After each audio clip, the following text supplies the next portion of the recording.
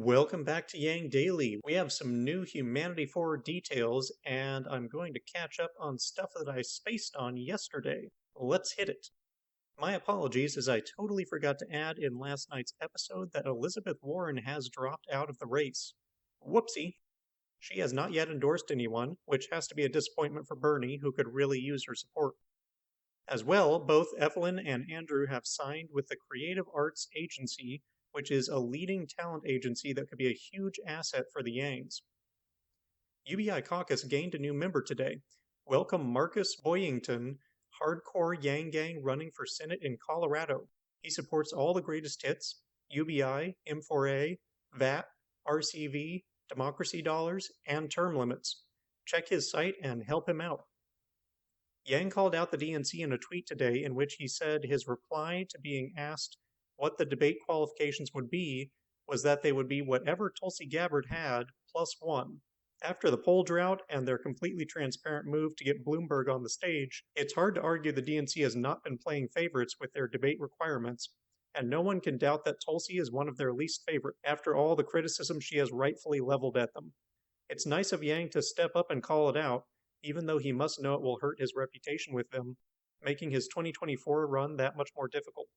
After all Tulsi did for Bernie, it's disappointing that he is not the one leading this charge. It's important to remember that however great the policy, the vast majority have to make it through Congress to be implemented.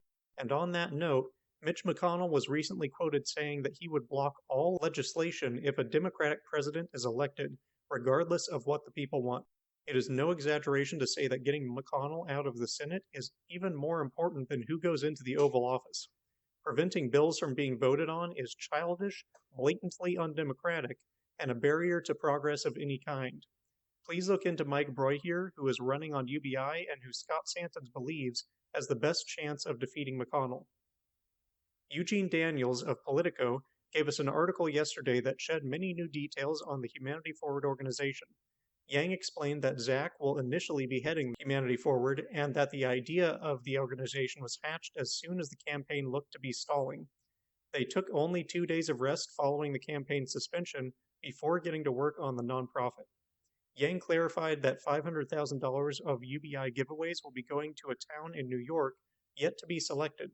Hopefully, as funding allows, they will choose multiple trial groups in different sized cities and different demographics across the country to show how it impacts people in different circumstances. Yang announced today on Twitter that the fund has already grown by another 2.9 mil in just the last 24 hours, putting the donation rate much higher than what the campaign achieved and boding very well for the impact of the organization and reception to its goals. He also specified that the organization will be looking to collect technology and political leaders to brainstorm on new ways to engage young and disaffected voters. Yang thinks there are better ways to reach out to these voters, including using more fun and lighthearted methods, while also making the process more relevant to them. The Let Yang Speak podcast will be just the first of those efforts. He said he was offered the job at CNN almost immediately after dropping out and couldn't pass up the unique opportunity to keep the campaign's policies in the national conversation, informing a broad audience.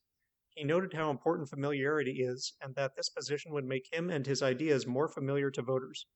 In closing, Andrew mentioned that he's much more comfortable with the behind-the-scenes role of running a nonprofit, going so far as to say that, while he is dedicated to doing whatever is necessary to make his policies as mainstream as M4A is now, he would be perfectly happy if the goals could be accomplished without anyone knowing who the F Andrew Yang is.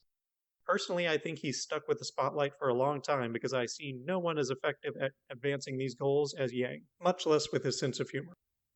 And before we go, Heidi of Vets for Yang is trying to get to 1,000 subscribers on YouTube to allow her to live stream. Heidi has already made immeasurable contributions to the campaign. I'd say this is the least we can do for her. Please visit her channel below and help her help us by hitting the sub button. And that'll do it for today's Yang Daily. Check out Marcos Boyington, whose name gets me almost every time, help Broyhier unseat McConnell, subscribe to Heidi's YouTube, sign up on the Humanity Forward website, tell everyone about it, join the Humanity Organizing Corps, and don't forget to Yang Daily.